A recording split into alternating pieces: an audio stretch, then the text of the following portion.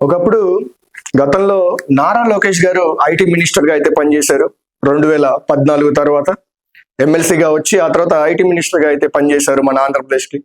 అప్పట్లోనే అమరావతిని అయితే రాజధానిగా ఫిక్స్ చేశారు. అప్పట్లోనే కొన్ని కంపెనీస్ అయితే ఈ నారా లోకేష్ గారు అయితే తీసుకొచ్చారు. కానీ అప్పట్లో ఉన్న ప్రతిపక్షం పార్టీ వైఎస్ఆర్సీపీ తీవ్ర విమర్శలు అయితే చేసింది.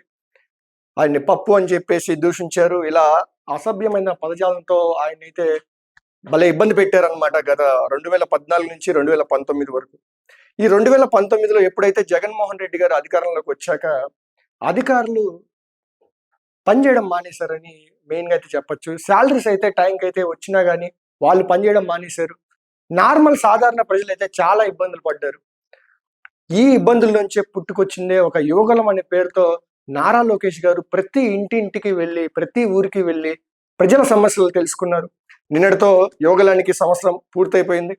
దాదాపు 3500, 3700 కిలోమీటర్లు ఆయన కుప్పం నుంచి స్టార్ట్ చేసి ఈ మూల పలాస, ఇచ్చాపురం వరకైతే ఏం చేశారు ఈ యువగళంని.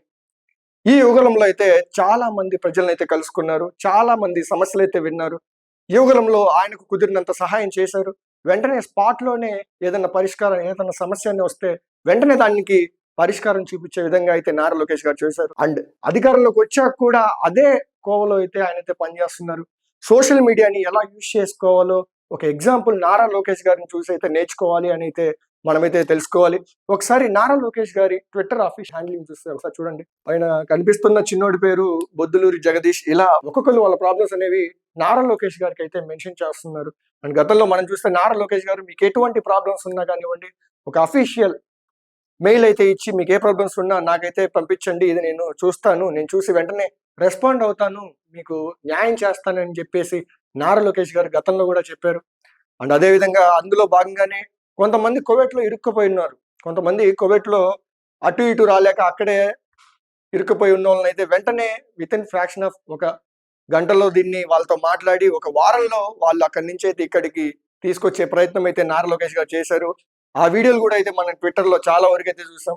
అండ్ అదే విధంగా ఆరోగ్యపరంగా కూడా ఇప్పుడు మాకు ఈ సర్జరీకి ఇంత అవుతుందండి, మాకు ఇంత డబ్బులు కావాలి, మేము అప్పు తెచ్చుకుంటున్నాము, మాకు ఎటువంటి స్తోమత లేదు, మాకు ఇప్పుడు ఇలా డబ్బులు అవసరం ఉన్నాయని చెప్తే వెంటనే నారా లోకేష్ గారికి ఈ అఫీషియల్ మెయిల్‌కి అయితే పెడితే వెంటనే నారా లోకేష్ గారు రెస్పాండ్ అవుతారు. వాళ్ళ టీము, మా టీం మిమ్మల్ని వచ్చి కలుస్తుంది, మీకేం కావాలో అదైతే ఇస్తుంది అని చెప్పి అయితే నారా లోకేష్ గారు వెంటనే రెస్పాండ్ అవుతున్నారు. అండ్ అదేవిధంగా గతంలో చూసుకుంటే సీఎం రిలీఫ్ ఫండ్ అనేది ఒకటి ఉంటుంది. మామూలుగా ఆరోగ్యశ్రీతో ఇటువంటి సర్జరీలు ఇవన్నీ జరగాల్సి ఉండేది. కానీ ఆరోగ్యశ్రీని వాళ్ళైతే ఎక్కువగా యూజ్ చేయలేదు గత ప్రభుత్వం వాళ్ళు. దాన్ని సీఎం రిలీఫ్ ఫండ్గా అయితే పెట్టారు. సీఎం రిలీఫ్ ఫండ్ అంటే ఏంటంటే ఇప్పుడు ఫస్ట్ నీకు ఏదైనా ప్రాబ్లం వస్తే మొదట నువ్వు డబ్బులు పెట్టుకోవాలి. అది అప్పు తెచ్చో ఎలాగోలా డబ్బులు నువ్వు పెట్టుకుంటే ఆ బిల్లు మొత్తం ఒక హాస్పిటల్ నుంచి ఒక ఫైనల్ బిల్లు, మెడికల్ బిల్లు మొత్తం రెడీ చేసి దీన్ని సీఎం ఆఫీస్‌కి పంపిస్తే వాళ్ళు దాంట్లో ఒక 60-70% డబ్బులు అయితే రిటర్న్ చేస్తారు.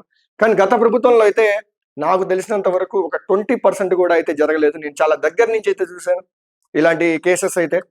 కానీ ఇప్పుడైతే నారా లోకేష్ గారు అయితే చాలా తొందరగా రెస్పాండ్ అవుతూ ఇన్ టైంలో అయితే వాళ్ళకైతే వెంటనే సీఎం రిలీఫ్ ఫండ్ నుంచి డబ్బులైతే వాళ్ళకైతే వాళ్ళ అకౌంట్‌లోకి అయితే జమ అవుతున్నాయి.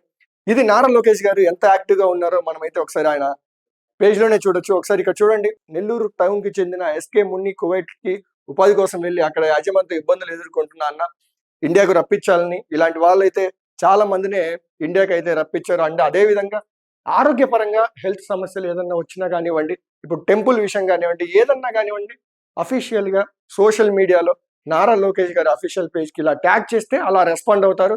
వాళ్ళ టీమ్ వచ్చి ఇలా మీకేం కావాలి, మీ ఇబ్బందులేంటి, మీ రిక్వైర్మెంట్ ఏంటని మొత్తం వెంటనే ఈ ప్రాబ్లమ్ అయితే రెక్టిఫై చేస్తున్నారు. ఈ విధంగా అయితే సోషల్ మీడియానైతే నారా లోకేష్ గారు సద్వినియోగం చేసుకుంటున్నారని అయితే చెప్పొచ్చు.